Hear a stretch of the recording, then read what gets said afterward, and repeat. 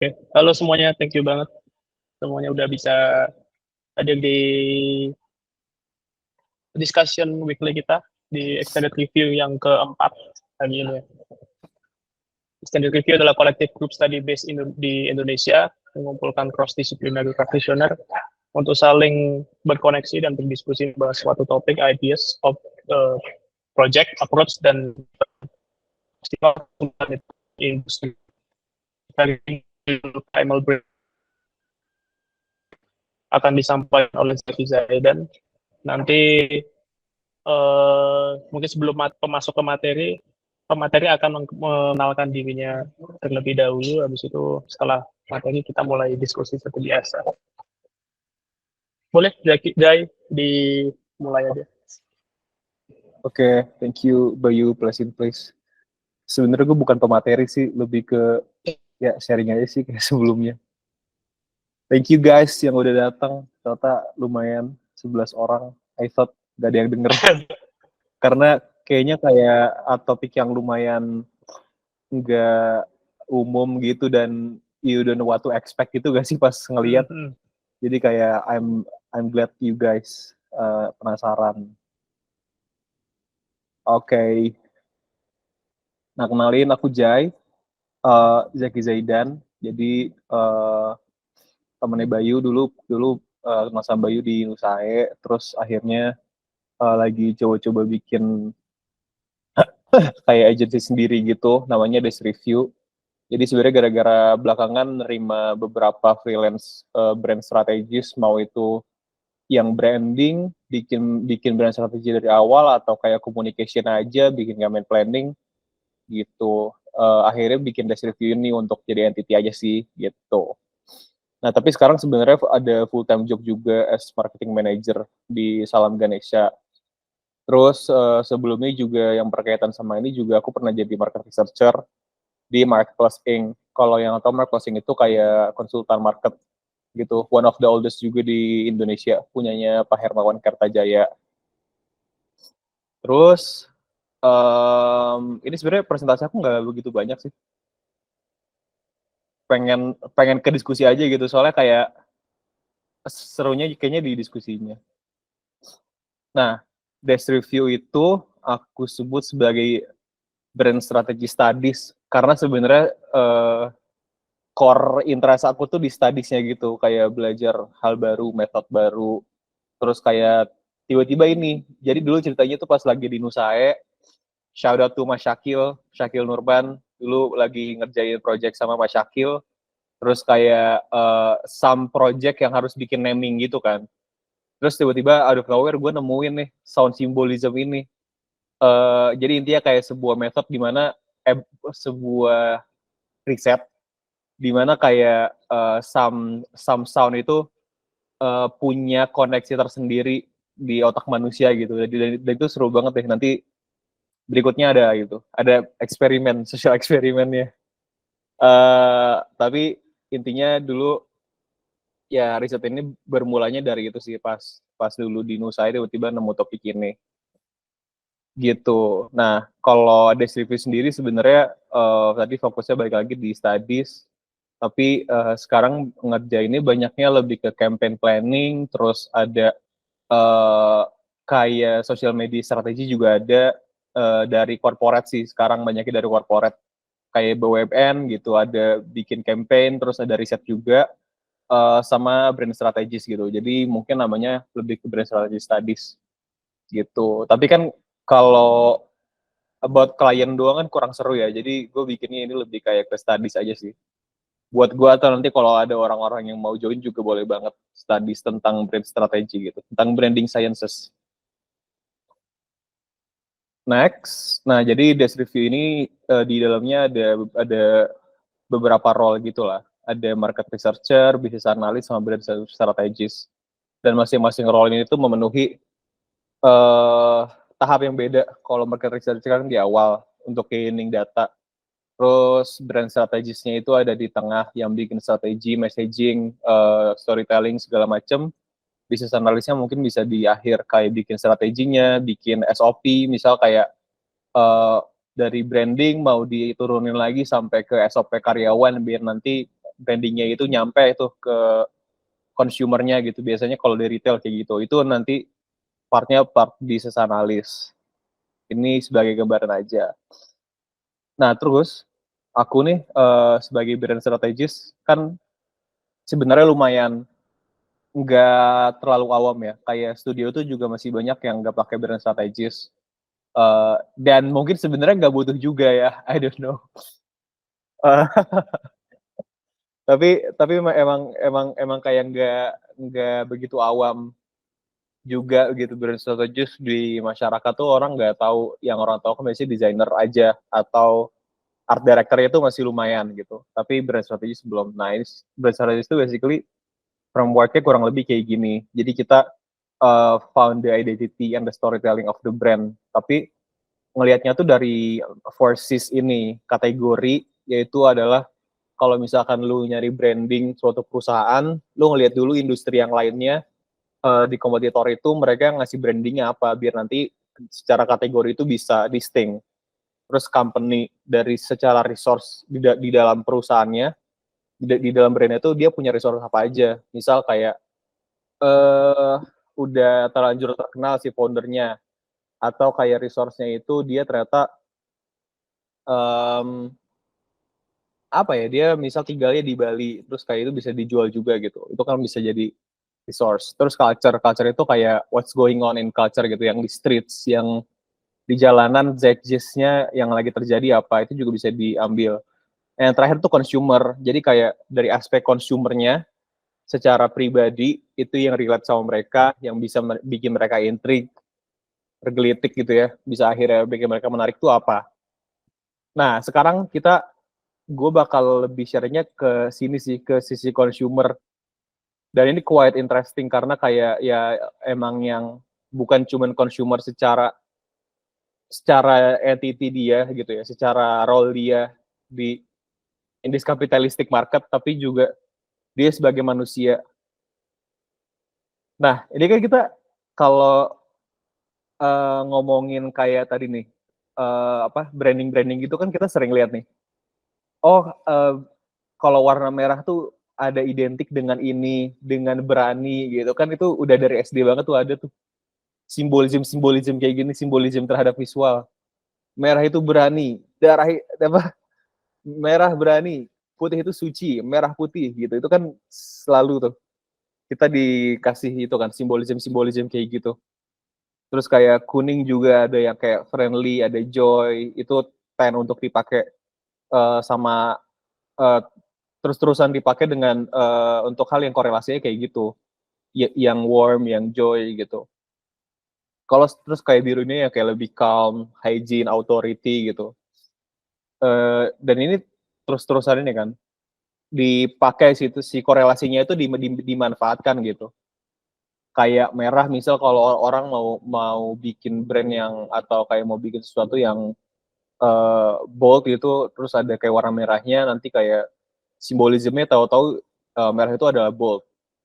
Terus kalau kayak kuning itu biasanya dipakai sama F&B karena itu dia kayak friendly, joy, mengundang, terasa appetizing gitu. Itu simbolisme itu terus-terusan dipakai juga gitu sama brand. Tapi we don't know why kan. Maksudnya nggak tahu kenapa ini bisa ada at the first place gitu. Ini sebagai introduction aja gitu karena ini yang paling familiar. Nah, ternyata itu ada halnya nih, hal apa yang bisa dipelajarinnya gitu. Itu tuh kurang lebih namanya tuh cross modal correspondence, di mana kalau misalkan salah satu sensor kita itu dapat stimulan, misal kayak mata, itu sensor lainnya tuh bisa nerima simbol lain gitu. Kayak misal tadi ketika kita ngelihat warna kuning, di otak kita tuh ada simbolisme lain, ada arti lain. Kalau kita ngelihat warna putih, di otak kita tuh ada simbolisme lain yang udah masuk aja gitu dari dulu, udah kayak gitu, and we don't know why gitu. Dan ternyata simbolisme ini tuh ada di banyak hal. gitu. Makanya ini presentation-nya aku namain Primal Branding and Sensory Symbolism, karena kita kayak ini ngebahas salah satu hal yang primal kan, tentang sensor, tentang respon otak gitu. Dan ini ternyata terjadi juga di hal-hal yang lain, bukan cuma dari secara warna gitu ya, dari secara warna ke simbolism, tapi juga nantinya ada dari visual ke pendengaran, atau dari visual ke taste, dari bahkan dari bau ke simbolism juga ada gitu. Jadi ini kayak banyak sih cabangnya. Oke sih, seru gitu. Oke, Gopur, thank you. Mantap. Nah, ini uh, our inilah yang paling ininya nih, yang paling bisa ngintrik gitu. Nih jadi ini kan ada 14 orang ya kurang lebih di sini. Ini aku mau coba sih. Mau coba. Jadi ini ada dua bentuk gitu. Ini sebenarnya nggak terlalu yang gimana-gimana sih. Cuman ini ada dua bentuk, yang kiri dan yang kanan gitu. Terus aku mau nanya, kalau menurut kalian yang mana yang namanya Kiki, yang mana yang namanya Boba? Ada yang mau ngomong atau ada yang mau komen atau ada yang mau apa gak? Terus kayak let me know what you think gitu.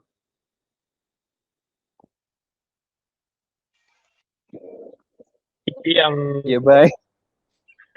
aduh, Boba kanan, Kiki kiri.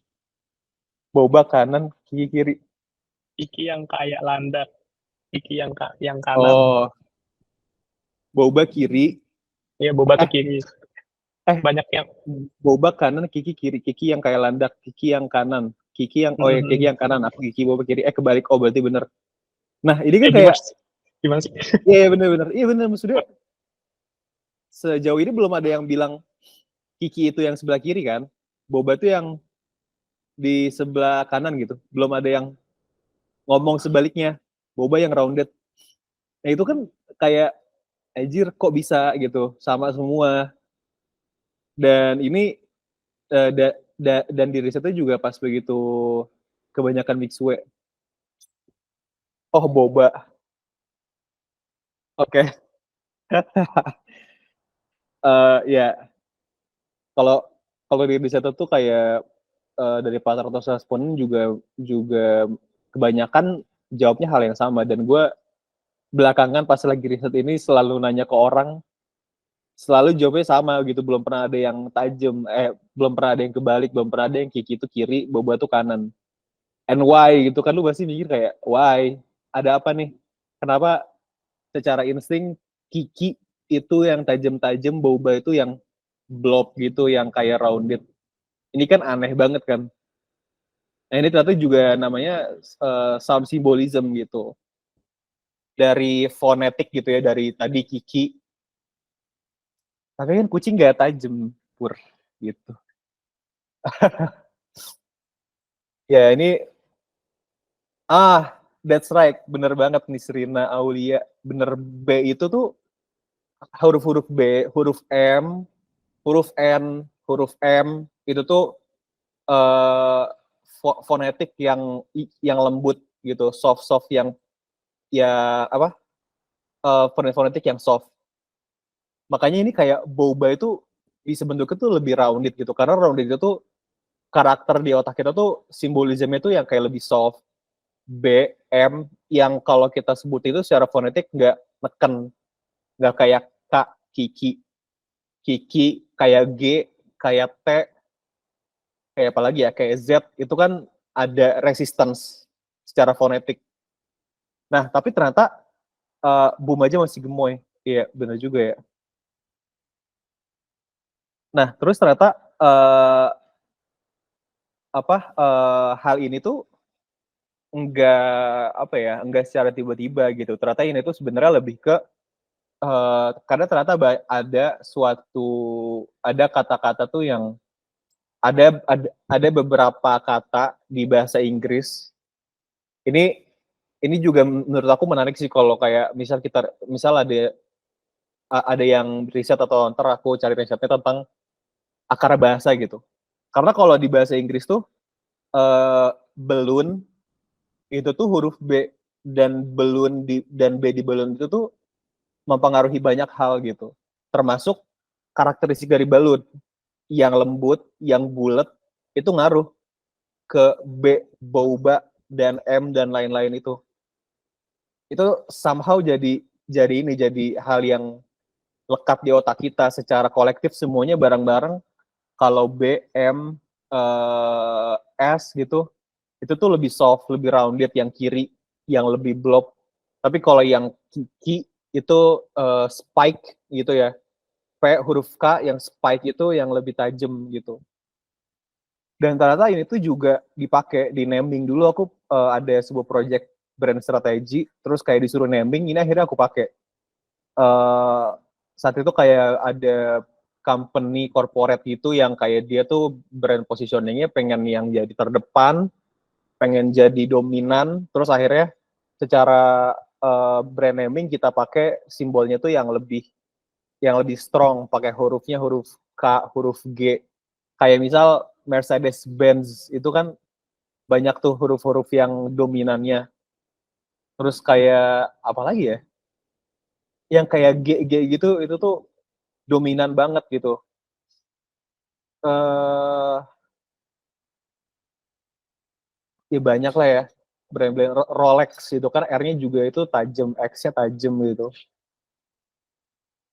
Cuman ini mungkin nggak akan bisa apply ke semua karena mungkin kayak konsiderasi pas naming kan banyak gitu, nggak harus pakai simbolisme, bisa aja kayak nama orang, bisa aja pakai itu dan lain-lain gitu.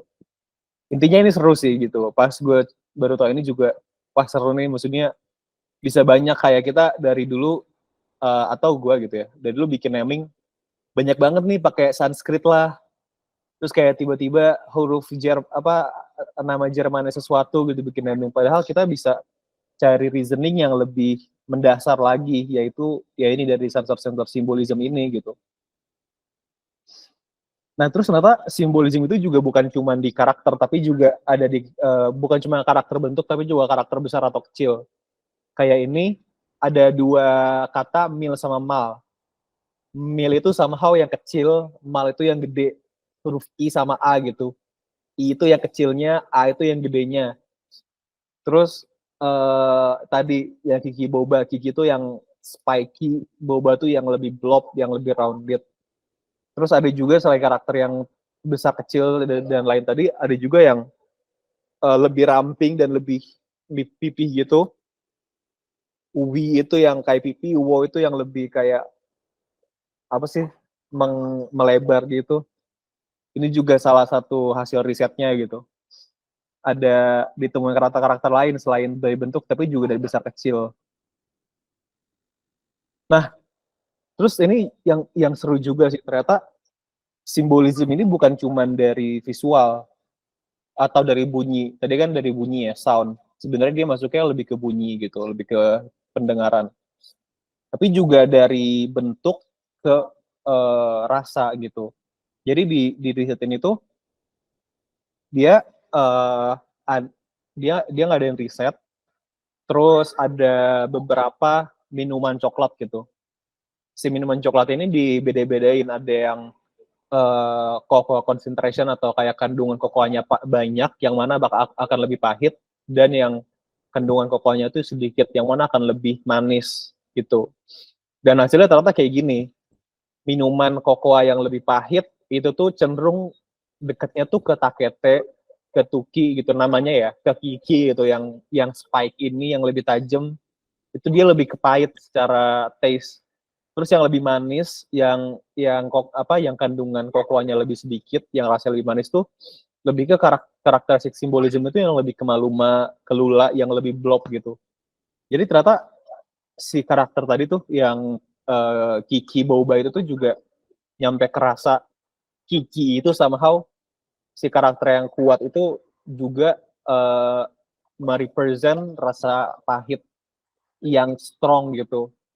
Terus yang boba itu juga yang manis, thinking about Mixue, kayak bener juga boba tuh kayak manis gitu. Iya juga ya. Ya gitu. Ini jadi masuk juga ke kerasa. Ya bener, tadi ada yang bilang eksplosif. Jadi salah satu keywordnya juga adalah eksplosif gitu ya. Nah terus rata, dan yang lebih serunya lagi adalah di beberapa negara tuh konsep ini udah dipakai di branding untuk pemilihan logo, untuk pemilihan naming, dan ini udah dilakuin lama banget dari dulu gitu. Perusahaan-perusahaan bir dan perusahaan-perusahaan sparkling water gitu ya, kayak minuman bersoda yang rasanya strong itu, mereka banyak yang nge-brandingnya tuh pakai spike gitu, bintang yang bintangnya spike banget, tajam banget. Kalau nggak kayak apa, triangular sekalian yang kayak segitiga gitu, warnanya juga kayak strong gitu ya. Ini kayak misal San Pellegrino, Apollinaris ini, mereka di riset itu pakai shape yang gitu, yang prominent tadi gitu. Dan ini kebanyakan dipakainya tuh di industri ini, sparkling water dan bir. Nah, terus juga tadi selain taste ada juga odor. Ini sebenarnya bukan odor to taste, ini odor to visual gitu.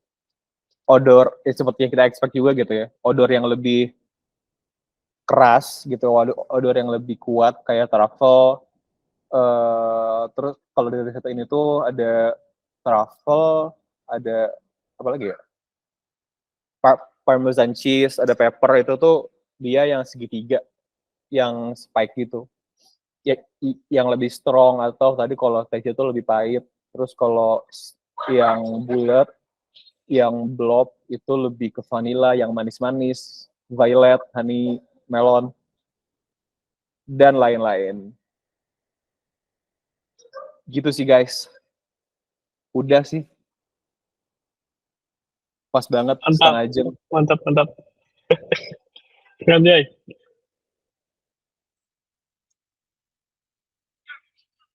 Terus gue nggak tahu ya, maksudnya kalau kan di sini banyak yang designers dan arsitek. Would you use this gitu? Lo mau gak sih pakai metode ini? Sebenarnya kalau ketika knowing ini tuh kayak one of the data gitu, ada kayak datanya. Mungkin tahu itu sih. Ini sebenarnya malah justru ada pertanyaan yang aku mau tanyain sih, Jay. Tadi itu dari yang pemaparan tadi sebenarnya. Jadi ketika yang tadi itu kan memang kalau udah familiar banget gitu ya, punya desain brand lain-lain gitu. Tapi sebenarnya aku penasaran sebenarnya bisa nggak sih kayak riset-riset ini itu diaplikasikan di bidang yang lain gitu, kayak musik mungkin atau perfilman. Apakah bisa juga riset-riset tadi itu mempengaruhi penyajian visual yang ada di film, misalnya ada mau scene duduk di bar misalnya gitu, terus ada riset yang bisa mempengaruhi bagusnya gini, itu bisa nggak sih sebenarnya kayak gitu? Oh oke. Sorry gue tutup kamera, kayaknya kurang bagus kameranya. Sinyalnya. Internetnya, iya sama sih. Iya. Harusnya sih kayaknya bisa aja ya, soalnya ini dia si riset itu basically bukan riset branding atau riset desain, dia riset behavioral medical some shit gitu. Jadi tadi di beberapa riset tuh dia juga ada yang si aspeknya tuh lebih ke neuroscience. Jadi dia ngetes begitu dikasih dikasih nama Kiki itu bagian otak mana yang kayak ke-trigger gitu-gitu. Jadi harusnya ini bukan not selalu have something to do sama desain sih harusnya ya. Tapi kalau apakah ada dipraktekin sama perfilman atau yang lain, gue kurang tahu sih. Cuman bisa aja dipakai gitu. Dan ini maksudnya gue share juga, semoga bisa kepake juga sih kalau misalkan nantinya bikin deck atau bikin presentasi atau kayak bikin apapun lah gitu yang di dunia kreatif dan butuh justifikasi atau butuh data tambahan gitu, ini bisa dipakai gitu. Cuman kalau perfilman dan lainnya sih gue belum tahu, tapi semoga bisa kepake sih. Makanya gue pengen tahu juga di sini kan banyak bidang lain gitu. Bisa gak sih sebenarnya? Lagam mungkin atau siapa yang mau bertanya boleh dari sini saya dapat penjelasan juga tuh di Lagam itu. Iya naming sih, iya bener-bener Mas Imam. Naming sih biasanya kepake banget lebih ke naming karena ini emang basicnya awalnya sound symbolism dulu. Jadi orang find out yang sound symbolism dulu yang tadi yang Kiki Boba, baru mereka kembangin ke yang lain gitu. Ada odor, ada bau, sama ada rasa dan lain-lain gitu. Jadi bener, emang sebenarnya mungkin lebih ini ke naming. Gitu. Teman-teman boleh Mau nanya guys. kalau ada yang mau bertanya boleh. Mas Rizky boleh. Siap Mas. Aku mau berpendapat sedikit aja soalnya kayak aku sebagai yang punya nama Kiki gitu kayak tadi tuh menarik banget karena kalau di kasus aku ngerasanya yang punya nama Rizky kan banyak banget ya, terus kayak Oh, ada yang pakai Y, jadi juga ada Mas Rizky yang Rizkynya pakai Y gitu, terus kayak emang aku ngerasanya masing-masing nama Rizky yang pakai, ada yang pakai Y, ada yang pakai Z, ada yang Z-nya pakai I, ada yang Z-nya pakai Y gitu kan, itu tuh secara apa, kesan pertamanya tuh kayaknya beda gitu ya. Kayak aku ngerasanya kayak tadi tadi pas makanya pas aku denger yang Kiki itu tuh aku ngerasanya kalau Kikinya itu pakai Y itu mungkin jadi yang kiri. Tapi karena Kikinya pakai dua-duanya I, itu mungkin orang-orang mikirnya yang kanan. Karena aku ngerasa malah Kiki itu nama yang cute buat aku karena aku nggak suka disebut Kiki gitu. Karena kayak kadang-kadang kayak itu terlalu terlalu cute gitu loh buat aku, terus aku kayak ngerasa nggak cocok aja gitu dipanggil Kiki kayak gitu sih, terus kayak jadi wondering aja kalau misalnya ini tuh kayak bisa jadi kasus yang menarik gitu lah nama Kiki ini. oh iya bener-bener. Iya sih, iya bener-bener. Iya juga ya, kalau jadi iya jadi beda ya. Kayaknya berarti ini kayak spesifik banget I-nya gitu ya Mas ya. K dan Iya, I-nya gitu. kalau misalnya Kak Lisa ini kayaknya jadinya yang kiri gitu, aku nggak ngerti gitu nangkep tuh Iya bener-bener. jadi lebih cute gitu. Iya, nice nice. Terutama mungkin ini sih, kayaknya kalau di sini ada yang arsitek, menarik sih. Bisa kepake gak ya? Kayak mungkin bangunannya lebih rounded atau enggak? Atau malah kayak sebenarnya dari arsitek tuh kita nggak perlu ngikutin nature manusia. Ada ada Waduh. tendensi gitu gak sih Oke. kalau kalau apa desainer kayak misal, oh nih apa nature manusia awalnya udah mikir rounded itu ini, terus kayak kita tantang aja gitu. Ada yang kayak gitu gak sih? Gimana Bay? Bisa aja sih Jay sebenarnya kayak gitu. Tapi mungkin kalau dari apa ya arsitektur tuh seringkali apa ya lebih preferensi si arsiteknya nggak sih daripada reasoning dan kalau misalnya kita bicara tentang project arsitektur yang mungkin bahasanya author atau prominent arsitektur gitu arsitek gitu terus mereka mengambil decisionnya lebih ke identitas gaya bangunan mereka daripada reasoning yang tadi gitu. Feng Shui sih, Jay. Oh, oh Feng Shui. iya. Iya sih, Itu sound juga. symbolism kalah sama Feng Shui sih. Kita Kemarin masih ada belum sih belum. Feng Shui itu nemuin gedung yang benar-benar nerapin Feng Shui di prinsip pembangunannya gitu terus hasilnya beneran bagus gitu sih. Ada sih kemarin nemu. Kalau di Jakarta tuh ada ini, ada apa, gedungnya Inti Megah apa ya? Yang di Jakarta tuh dia kan kayak spiky banget, yang kayak kotak-kotak dan lancip banget. Apa namanya ya? Hmm, Pokoknya hmm, di Jakarta ada gedung kayak gitu yang kayak spiky banget, namanya gedung Inti Megah atau gedung apa ya? Gue lupa. Terus di gedung-gedung yang sampingnya itu dia di dindingnya dikasih cermin. Si cermin itu feng shui untuk menolak bala dari bangunan yang spiky ini. Nggak boleh punya ini ya. Feng Shui itu kalau nggak salah nggak boleh ada apa namanya kayak tiang, apa sih bahasanya, penyangga gitu sih.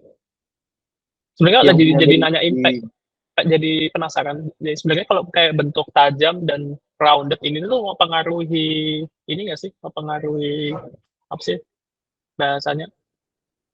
Misalnya nggak salah aja nih, misalnya gedung sekolah itu misalnya dibikin bentuk yang rigid gitu misalnya, atau enggak tajam, yang tajam-tajam gitu supaya lebih lebih apa namanya, lebih fokus belajar misal, atau misalnya kalau di nggak tahu sih ini kayak maksudnya bentuk-bentuk ini yang ada di dalam gedungnya nggak sih, misalnya visualnya banyak yang rounded terus itu akhirnya menciptakan sifat yang lebih apa gitu. Kalau menurut gue sih kayaknya nggak ini ya, nggak harus Nggak sampai banget sana ya? apa. Nggak, maksudnya nggak, aspek visual kan mungkin lebih banyak daripada rounded sama spek gitu kan. Mungkin kayak bisa aja dari white space-nya gitu-gitu, itu kayaknya juga banyak mempengaruhin sih, dan itu kayaknya banyak have something to do sama feeling pas begitu kalian juga. Mungkin dari warnanya, dari teksturnya juga bisa, dari penempatannya, dari white space-nya gitu-gitu, dari fontnya pakai font apa. Tapi kalau yang rounded dan spike ini, tadi kalau ngomongin kasus yang kayak gitu, gue belum tahu. Nah itu tadi kan gue nanya kalau di arsitektur tuh gimana. Sebenarnya ini kayak have something to do apa enggak. Cuman kalau dari riset yang gue baca, justru kayak si Kiki Boba ini nggak ada tendensi ke arah positif atau negatif gitu. Jadi nggak kayak Kiki yang strong banget, makanya dia negatif, Boba tuh yang positif. Itu nggak ada kayak gitu. Tapi ini cuma karakteristik aja. Kan ada orang juga karakternya tuh ada yang soft, ada yang apa sih? Ya ada yang lebih soft, ada yang lebih nggak terlalu strong gitu. Tapi ada juga yang kayak lebih galak, lebih tegas gitu. Tapi nggak ada yang baik atau buruk juga gitu. Nah si Kiki Bobo juga gitu, dan ini bisa digunain di case-case yang macam-macam. Tadi kalau misalkan kayak dari naming branding, kalau misalkan si brandnya ini mau lebih ke family friendly, mau lebih ke yang buat semua kalangan gitu, yang friendly banget, dan mungkin marketnya lebih umum, itu mungkin bisa pakai yang lebih soft kayak yang Boba ini. Tapi kalau mau brand-brand yang eksklusif, yang lebih dominan, yang tujuannya tuh pengen ya itu bikin orang tuh apa, mau nge-intimidate ininya lah, mau nge-intimidate orang yang gak makainya gitu, kayak Mercedes-Benz gitu misal. Itu mungkin bisa pakai yang si Kiki ini. Tapi kan itu juga bukan sentimen positif atau negatif, cuman masalah karakter aja gitu. Spektrum yang lebih strong atau yang lebih soft. Gitu. Kalau kayak Botu Kiba itu feeling ke mana? Gak tahu sih gue jujur.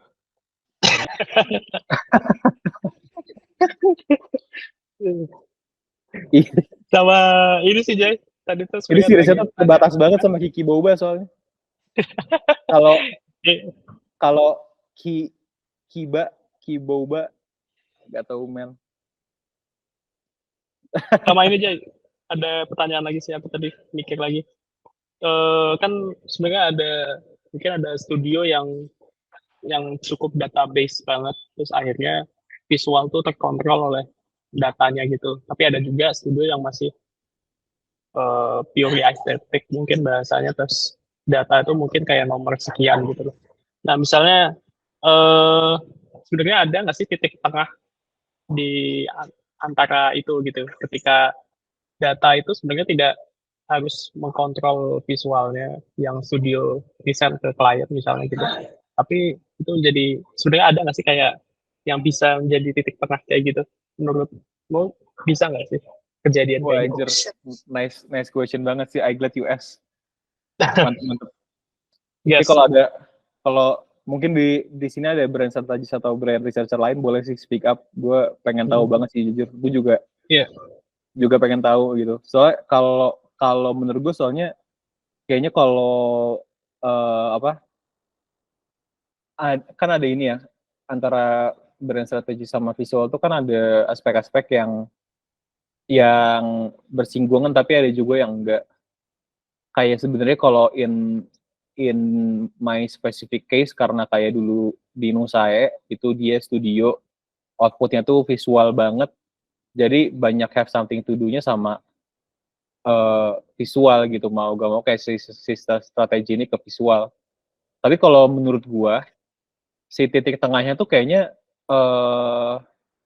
gini sih, brand strategis itu kan ngasih ini ya, ngasih story gitu, ngasih konsep yang nantinya konsepnya ini sebenarnya kalau yang gue lihat itu lebih have something to do sama nantinya ke marketing campaign, ke aktivasi untuk dia gimana ke masyarakat gitu. Jadi agak ngaruh sih kenapa dulu di saya mungkin strategi itu sama kayak copywriter, karena lebih ke message yang mau disampaikan gitu. Dan masalah visual itu kayaknya sedikit sih. Maksud gue kayak orang tuh bisa bener yang kata lu dulu, Bay. Orang tuh juga orang sedikit gitu dapat informasi dari sekedar visual aja.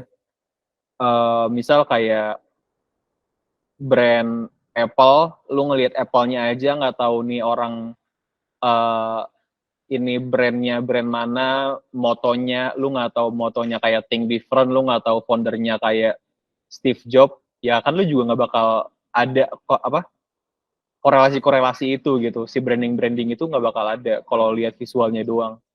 Jadi visual tuh kayak ngasih informasinya sangat sedikit untuk kita bisa ngasih tahu ya the whole messaging, the whole resource yang kita punya ada apa aja gitu. Jadi kayaknya titik tengahnya itu sih. Visual tuh bisa explore, bisa distinct, terutama gitu ya, bisa distinct sama kompetitor, bisa membaur juga gitu. Itu kayak bisa punya intensi tersendiri, tapi dari strategis juga bisa punya message yang jatuhnya di translatein tuh ke campaign. Tapi mungkin kalau misalkan ada suatu hal yang kayaknya bisa ada sih beberapa hal yang di agreed di awal gitu. Karena kan tadi kayak kalau ngomongin korelasi visual kan udah ada tuh kan beberapa hal yang udah ada beberapa hal yang jadi jadi pola gitu. Kayak misal kalau ngomongin brand archetype, brand archetype itu sendiri kan juga masing-masing archetype kan juga ada ininya ya, juga ada visualnya gitu. Dan si visual ini kebetulan emang happen to be like that secara kultural gitu. Jadi kalau misalkan kita bisa ikutin polanya, atau kayak ya bisa ngelihat polanya gitu secara culture, secara kultural gitu, secara konsumennya mungkin itu bisa jadi titik tengah sih. Jadi si titik tengahnya mungkin balik lagi ke culture yang lagi terjadi. Oh iya, ini juga mirip sama ini sih. Ini tadi gue bahas dikit. Nah ini kan sebenarnya secara umum tuh brand strategi kan bisa ngambil dari 4 Cs ini, 4 Cs. Kategori company, culture, consumer gitu. Gitu sih, mungkin ya gitu sih. Kayaknya bisa referensinya dari culture aja, tapi kalau dipraktekkan mungkin kalau strategi sama visual sama desainer jadinya itu ya. Jadinya liquid banget si diskusinya. Ada yang what you guys think? Ada yang mikir yang lain nggak? Atau gimana? Mas Rizky boleh? Iya, mau menarik sih karena aku juga sepengalaman aku ngerjain branding. Kalau di pandangan aku sih ya, si visual mungkin dia kalau misalnya emang produknya masih produk base gitu ya, jadi kayak kalau ngomongin produk pasti happy ke visual, cuma ketika si produknya ini pengen disampaikan pesan-pesannya tadi mungkin ya Mas Zai, kayak baru kita ngomongin si riset ini, kita mau nge-present produk-produk kita tuh buat siapa gitu. Jadi kalau mungkin titik tengahnya tuh menurut aku itu ya, jadi kayak produk visualnya kayak gimana, tapi penyampaiannya tuh udah tepat belum atau enggak buat ke target yang tepat atau enggak juga gitu kan. Kalau pengalaman aku sih itu gitu ya, karena aku juga banyak ngerjain rebranding, jadi kayak yang asalnya mereka udah punya visual-visual yang bagus lah istilahnya gitu, visualnya udah ada, terus kayak mereka juga udah nge-present itu dengan baik ke audiensnya. Cuma kadang-kadang mereka masih kayak dari visual ini tuh mereka mau nyampein apa sih yang kayak gitu-gitunya yang banyak jadi bottleneck buat si brand-brand ini gitu. Nah pada akhirnya kan berarti ada ketimpangan nih, kita harus tahu dulu pada akhirnya jadi kayak heavy di kasus itu, heavy-nya jadi di apa istilahnya di risetnya, karena kita jadi nyari tahu nih si target audiens yang mereka udah dapat tuh seperti apa, terus si orang-orangnya seperti apa, habitnya seperti apa, terus kayak sensorinya seperti apa, mungkinnya kayak yang tadi Mazaki presentasiin. Jadi dari situ baru diaudit lagi nih si visualnya tuh udah tepat apa enggak kayak gitu mungkin ya kalau dari pengalaman.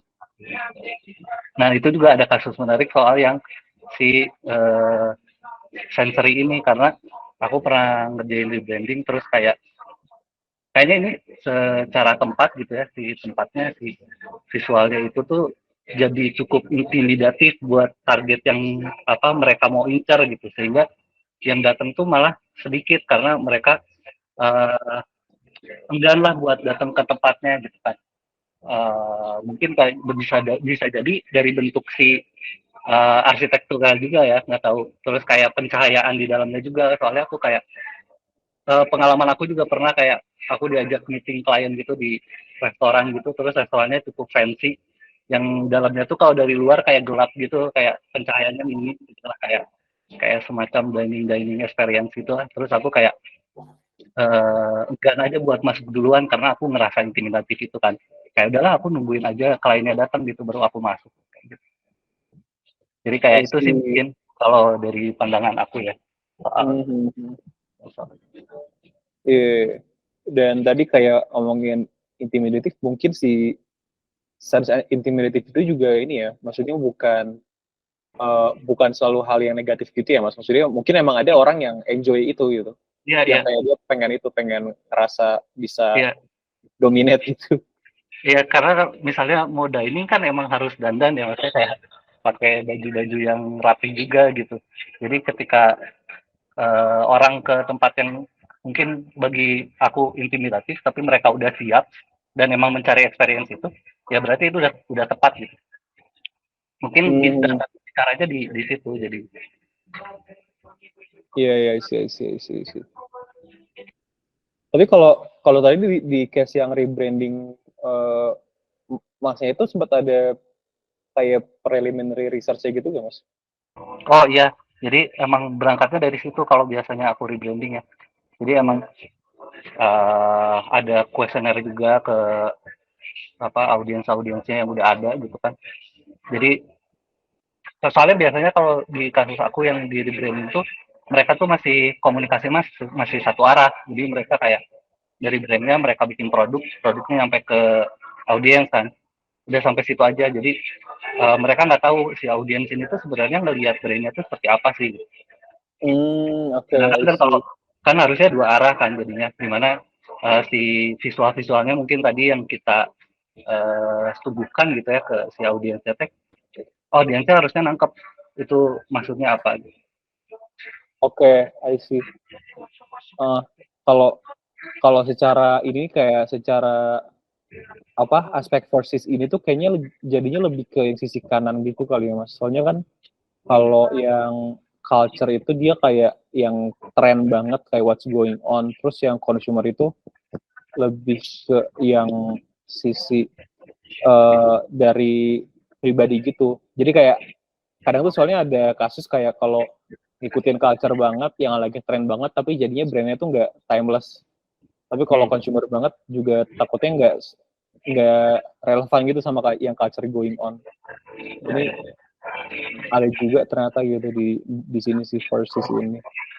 Ini tuh kayaknya mirip kalau aku biasanya pakai brand Prism namanya. Pernah dengar nggak Mas? Ya kayak gitu, jadi kayak culture dari company-nya, gimana caranya culture yang dari company, beliefnya tentu kan, belief dari brandnya, itu bisa kesampaikan ke si audiens gitu. Jadi si ininya lebih dua arah gitu, jadi komunikasinya mereka dari audiens juga mereka tahu si brand itu sebenarnya apa sih concern brand A tuh gitu, brand yang mereka beli, sehingga mereka belief juga sama apa yang company-nya yang brandnya pengen sampaikan gitu. Kalau aku gitu sih. Iya, benar-benar. Iya, ini ya sih, ini mirip banget sama brand Prism sih, cuman ini yang lebih simpelnya gitu. Bener Mas.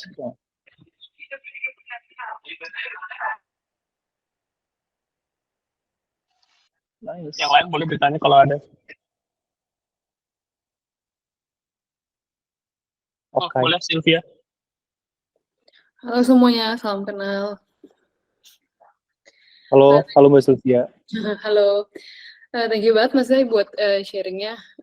Kebetulan aku seorang graphic designer yang memang biasa kerja di branding studio. Kita juga biasanya pas ngerjain ada brand strategis dan kita follow yang tadi basically Mas Zai present kayak Malu Mata Kete kayak gitu-gitu kita udah pakai. Sebenarnya aku jadi penasaran sih, ada nggak sih kasus di mana ketika sebuah brand itu justru sengaja kayak dia harusnya mungkin bentuknya bulat-bulat nih dari namanya, tapi dia malah sengaja tajam-tajam gitu. Dan kalau misalnya kayak gitu, apakah itu akan masih bisa works ketika messaging di belakangnya tepat, atau kayak udah karena udah melawan primer branding sama apa yang kita tahu nih, jadinya kayak udah pasti instan nggak works gitu. Kayak ada nggak sih kasus-kasus brand yang kayak gitu? Kayak kalau misalnya kita lihat kayak mungkin apa ya contohnya, kayak kalau zaman kita bayi gitu, kita kan kalau misalnya lahir, biasa kalau bayinya perempuan dikasih kayak baju atau selimut pink, tapi kalau bayinya laki-laki biru gitu kan. Yeah. Tapi makin sekarang kayaknya dulu kalau cowok pakai baju pink tuh kayak kok cowok pakai baju pink gitu. Cuma zaman sekarang kan itu kayak makin open, makin diterima, kayak lama-lama orang juga udah santai gitu kan. Kayak gitu tuh bisa akan berubah nggak sih ke depannya? Apakah nama brand yang mungkin Kiki bentuknya nanti bisa jadi boba dan it's okay dan it works gitu. Penasaran sih. Iya, benar. I see, seru-seru, keren-keren. Nah, ini yang menarik tuh di sini aku sebenarnya udah ada disclaimer nih. Jadi si sound symbolism ini tuh ada kasus-kasus yang gak works. Jadi ketika di riset itu ada yang gak works, ada yang salah. Jadi ketika tadi di awal kita semua bilang ini Kiki boba, itu kan ada satu hal yang bisa kita setujui kan, kalau fonetik kita, bahasa kita, cara kita memahami bahasa tuh dengan bahasa Indonesia. Dan bahasa Indonesia tuh banyak mirip sama bahasa Inggris. Makanya tadi aku bilang, ini menarik kalau kita bahas tentang kayak akar bahasa. Karena di bahasa-bahasa lain, itu tuh nggak works. Ada bahasa-bahasa lain tuh kayak bahasa di Eropa gitu kalau nggak salah ya. Kalau aku baca di risetnya. Itu mereka kebalik. Jadi boba itu yang sebelah kanan, Kiki itu yang di sebelah kiri. Karena fonetik mereka di sana tuh di bahasanya tuh mungkin ada kata-kata yang ada benda-benda yang soft banget, yang rounded banget tuh, itu nggak diawalin dengan huruf B kayak balloon di Inggris dan balon di Indonesia gitu. Itu jadi ngaruh banget ke sisi culture. Jadi bener banget emang sound symbolism ini nggak selalu works, dan dan menurut aku sih kayaknya nggak ada suatu nggak ada patokan yang works banget dan harus primal, istilahnya kayak primal gitu ya, yang kayak primary banget harus diikutin atau or else jadi tidak bekerja. Kayaknya tetap harus ngelihat ke semua aspek yang di sini sih kayaknya gitu. Tapi kalau tadi kayak pertanyaan spesifik, apakah ada case yang dia sengaja membelot kayak dia ngambil fonetik yang soft tapi kayak secara visualnya spike itu aku juga belum tahu sih. Tapi harusnya sih ada gitu ya. Karena dari awal tuh ini emang gak dijadiin si sound symbolism ini tuh nggak selalu dijadiin pembenaran untuk suatu desain atau suatu visual gitu. Karena kompleks banget gitu si ininya si hal yang mempengaruhinya aja ada banyak banget termasuk kayak tadi bahasa gitu. Gimana kalau ternyata di Indonesia di bahasa Sunda ternyata nggak kayak gitu atau di bahasa-bahasa daerah lain gitu mengingat orang Indonesia kayak salah satu negara dengan penduduk yang paling bilingual kan atau kayak malah trilingual gitu orang tuh bisa bahasa bahasa Indonesia bahasa Inggris dan bahasa daerah kayak aku bisa bahasa Sunda juga ya gitu bisa bahasa Inggris juga bisa bahasa Indonesia jadi mungkin ada banyak banget aspek yang nggak bisa dirilai dari sound symbolism tadi tapi untuk beberapa kasus yang kayak tadi naming kayak tadi juga udah dipakai sama brand kayak apa kayak sparkling water sama bir soda itu menurut aku mungkin jadi jatuhnya lebih ke cultural jadi kayak going on this side gitu yang kayak sebelah kanan mungkin lebih ke karena emang secara cultural tadi yang kayak aku bilang sebelumnya juga karena secara cultural udah kayak happen to be uh, kayak gitu kayak tadi merah tuh dipakai sama ini kalau kuning tuh banyaknya yang kayak joyful dipakai sama F&B mungkin ya aku kayaknya we need to study juga sih seru juga sih kalau nyari riset tentang itu tapi kayak I think itu kayaknya cultural juga jadi ya kayaknya karena culture sendiri kompleks banget gitu ya jadi kayaknya nggak ada yang spesifik banget sih atau nggak ada kayak pegangan yang primer banget pasti berhasil karena tadi toh sound symbolism aja juga nggak berhasil di beberapa negara lain atau di beberapa bahasa lain gitu sih kayaknya I Menarik think sih, menarik. Thank you banget buat jawabannya. ya yeah. Thank you juga kalian ada yang mau nanya gak atau mau berpendapat gitu Mas Rizky, Aku jadi lihat ada kasus satu brand gitu aku kemarin namanya Liquid Blood. Jadi dia jualan air putih sama es teh tapi brandingnya tuh di kalengan terus kayak bir gitu. Terus itu kayak happening banget di Amerika.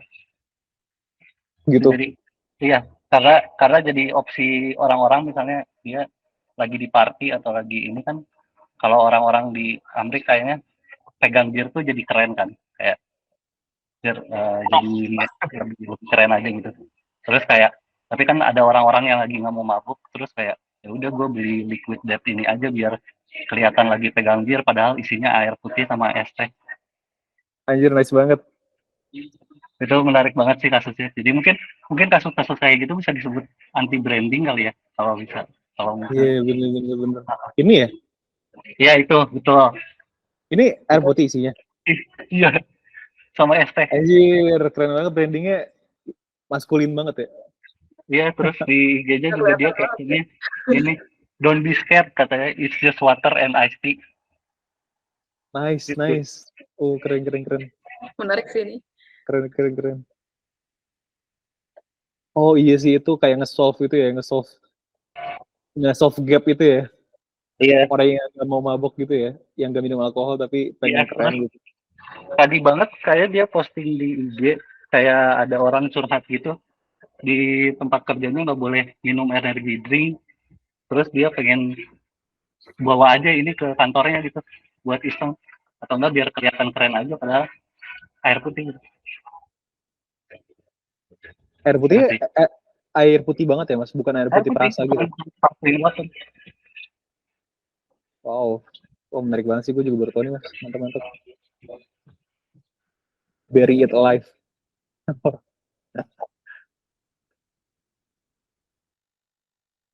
thank you mas nah insightnya mantap ini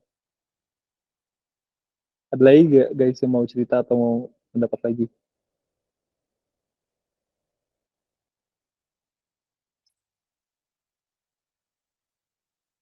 Gimana, Bay? Aman gak? Dijauhkan apa gimana, Bay? Aman-aman.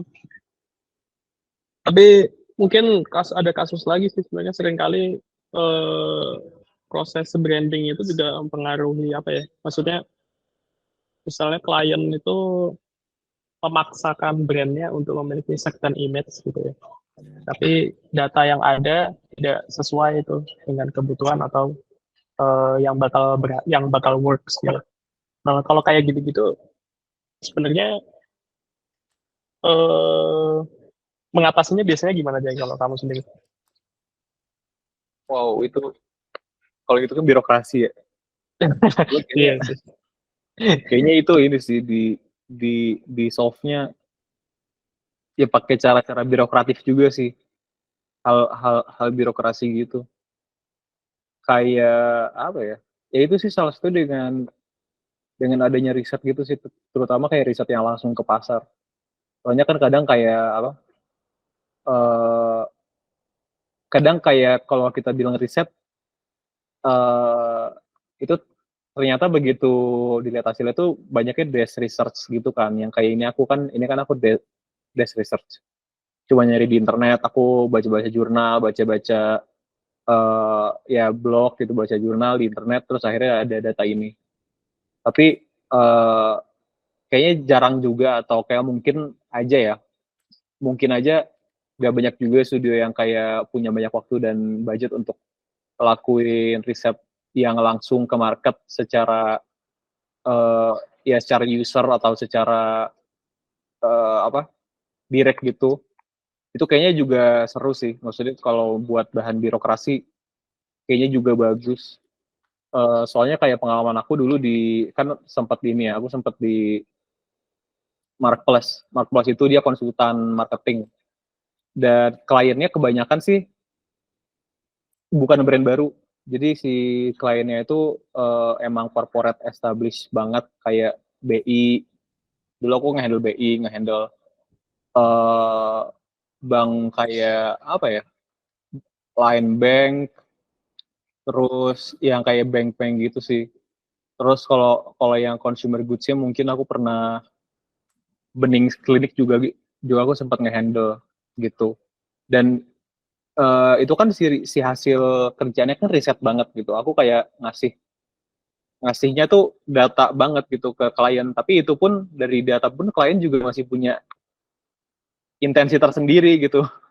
Bahkan kerjaan yang riset aja tuh ada birokrasinya juga yang mana kerjaan kita cuma ngasih data, kita nggak ngasih. Bahkan kalau secara market research gitu ya, waktu itu kita nggak ada intensi buat ngasih suggestion, karena kalau udah suggestion tuh jadi lebih ke konsultan. Gitu, karena dulu aku riset market atau bisnis analis gitu ya, kalau nama role-nya jadi ngasih data gitu. Tapi secara data pun klien tuh suka punya intensitas sendiri juga gitu. Jadi agak susah sih kalau birokrasi. Cuman kalau di branding mungkin bisa dicoba riset yang direct banget market, kayak mau itu in-depth interview satu-satu, misal kayak usernya gitu ya. Kalau metode itu mungkin bisa di sort dulu, ada si brand itu punya primary marketnya siapa, secondary marketnya siapa, terus nanti di interview, terus si bahan interview itu tuh dari namanya issue tree. Jadi kayak masalah apa yang ingin diselesaikan, itu isi pertanyaannya gitu. Intinya bisa pakai metode-metode riset kayak gitu sih. Selain in-depth interview yang kayak tadi juga ada FGD gitu, focus group discussion sama expert-expert yang di bidangnya. Itu mungkin bisa nambah leverage juga buat bahan birokrasi sih. Cuman mungkin selebihnya kayak eh, yang teknikal-teknikal gitu kayaknya lu lebih jago sih, baik karena lu juga kan direct ke clients gitu. Gue masih jarang direct ke clients. Gitu, baik. Nggak gitu dong. Yang lain boleh kalau ada yang mau nanya. Silakan. Ada waktu sih.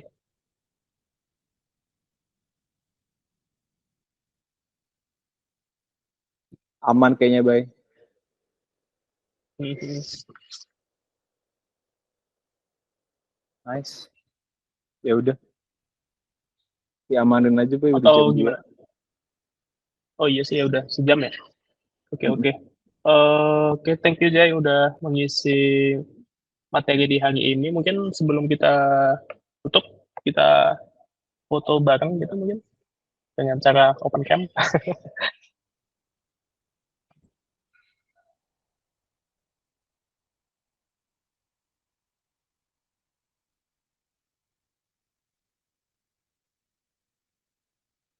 Oh iya, BTW, kenapa ini ya? Desk Review ini juga di branding oleh Place in Place. Ice. Oh iya, bener. Ya, shout out. Shout out. Shout out, Place in shout Place. out. Shout out Bayu. Shout out Ayu. Ini brandingannya baru banget kemarin jadi di brandingnya Place in Place. Gitu. Matiin ini dulu ya, apa namanya, presentationnya supaya aku bisa screenshot.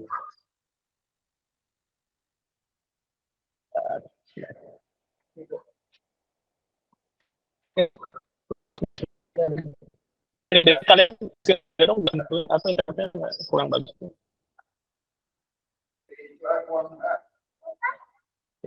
Tiga, Jay, screenshot juga ya. 3, 2, 1. 3, 2, 1. Ya. Udah. Thank you semuanya buat waktunya.